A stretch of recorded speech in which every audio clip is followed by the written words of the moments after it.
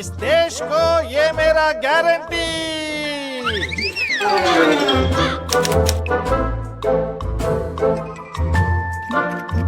इस देश को ये मेरा गारंटी।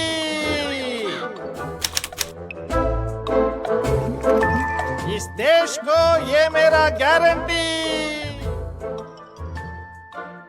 चाइना के सामान की और मोदी की जुबान की कोई गारंटी नहीं।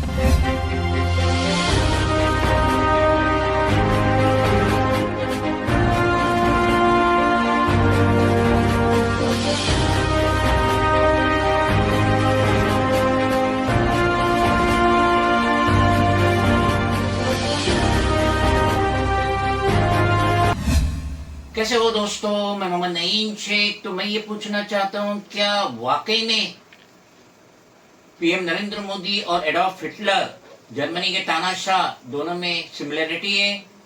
और जब से मुझे ये गुमान आया उस वक्त से मैंने थोड़ी तहकीकात करी, गूगल पे जाके थोड़ी मेहनत की, तो पता चला कि एडॉल्फ हिटलर जो कि पहले पहल अपनी पार्टी बनाए थे और उनको कोई कामयाबी नहीं मिली थी, लेकिन उसके बाद जब नेक्स्ट इलेक्शन में उन्हें कामयाबी मिली और उन्होंने जब जर्मनी के कॉन्स्टिट्यूशन को ही चेंज कर दिया, तो एक बहुत बड़े डिक्टेटर, यानी कि दुनिया जब से बनी है सबसे बड़ा डिक्टेटर बन के सामने पेश हुआ।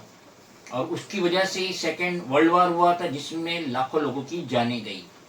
तो कहने का मकसद ये कि हिटलर किस तरीके से जर्मनी का डिक्टेटर बना, तानाशाह बना।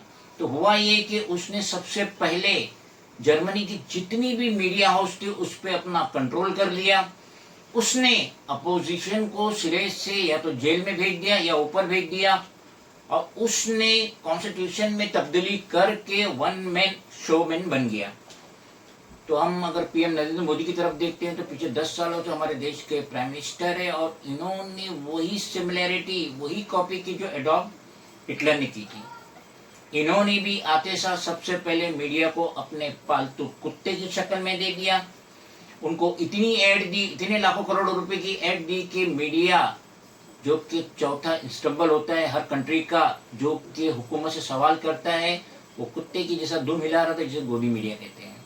उन्होंने कोई सवाल नहीं किया, बल्कि रूबिका लियाकत तो यहाँ तक चैलेंज कर रही थी कि मेरे प्राइम मिनिस्टर, मेरे प्राइम मिनिस्टर।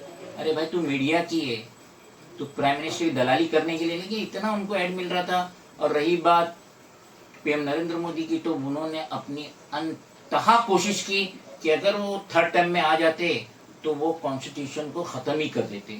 और सेम हिटलर की तरीके से कि जब वो डिक्टेटर बना, तानाशाह बना, तो वहां पे फिर दोबारा इलेक्शन नहीं हुआ। उसी तरीके से पीएम नरेंद्र मोदी भी चाहते थे कि थर्ड टर्म में मैं जीत जाऊं, फुल मेजोरिटी में आ जाऊं, कॉन्स्टिट्यूशन को चेंज कर दूं, और जितने भी ओबीसी कोटा वगैरह उसे खत्म कर दूं, और दोबारा इलेक्शन ही नहीं हो। One country one party one election के तहत पूरे हर डिपार्टमेंट को नष्ट नाबूद करना चाहते थे, अपोजिशन को नष्ट नाबूद करना चाहते थे। लेकिन उनकी बदकिस्मती के वो थर्ड टाइम पीएम नहीं बन पाएंगे, क्योंकि इंडिया अलायंस में भी बहुत ही 28-30 पार्टियों का जो सम्मेलन हुआ है, देश के बड़े बड़े नेताओं ने जो मिले और वो समझ गए कि अगर अब की बार हम एक जुट होके इलेक्शन नहीं लड़ेंगे बीजेपी एनडीए के खिलाफ, तो हम खत्म हो जाएंगे, तबाह हो जाएंगे, बर्बाद हो जाएंगे, उनका पॉलिटिकल कैरियर खत्म हो जाएगा और देश भी तबाह बर्बाद हो जाएगा। तो यहाँ पे सिमिलरिटी तो बहुत ज़्यादा है एडॉल्फ हिटलर और पीएम नरेंद्र मोदी के बीच में। लेकिन मोदी की किस्मत ये खराब है कि उनको थर्ड टर्म का चांस नहीं मिल रहा है, पीएम बनने का चांस नहीं मिल रहा है। बहुत ज़्यादा चांसेस है कि वो जीतेंगे नहीं, वो मेजोरिटी में आएंगे ही नहीं। जो वो चाह रहे हैं कि अब की बार 400 पार होकर मैं सत्ता में बैठ के कानून में बहुत सारा परिवर्तन करूंगी, का अपोजिशन रहेगा ही नहीं, कोई सवाल उठाएंगे ही नहीं, इतनी मेजोरिटी लोकसभा राज्यसभा में रहेंगी ही नहीं। लेकिन उनकी बदकिस्मती कि इंडिया अलायंस का जो सम्मेलन हो गया है, एकता हो गई है, मिल के साथ में अभी जो लड़ रहे हैं, तो बीजेपी को, एनडीए को हर जगह हार का डर सता रहा है। उनके जो वोटर्स थे, खास तौर पे राजपूत, वो उनके खिलाफ बगावत कर चुके। उनके जो कार्यकर्ता है वो नहीं निकल रहे, वो पोलिंग बूथ तक नहीं जा रहे, वो लोगों में इंकरेज नहीं कर रहे, क्योंकि उनके घर में भी बेरोजगारी है। उनको भी अपने घर में जवाब देना पड़ रहा है कि 10 साल में पीएम नरेंद्र मोदी ने क्या करे नौजवानों के लिए, रोजगार के लिए, महंगाई पे क्या कंट्रोल करी। तो सिमिलरिटी तो बहुत ज्यादा है एडॉल्फ हिटलर और पीएम नरेंद्र मोदी, मगर अफसोस ये कि थर्ड टाइम ये प्राइम मिनिस्टर नहीं बने, जिसकी वजह से इनका जो डिक्टेटर बनने का, तानाशाह बनने का ख्वाब था हिंदुस्तान का, वो पूरा ना हो सका।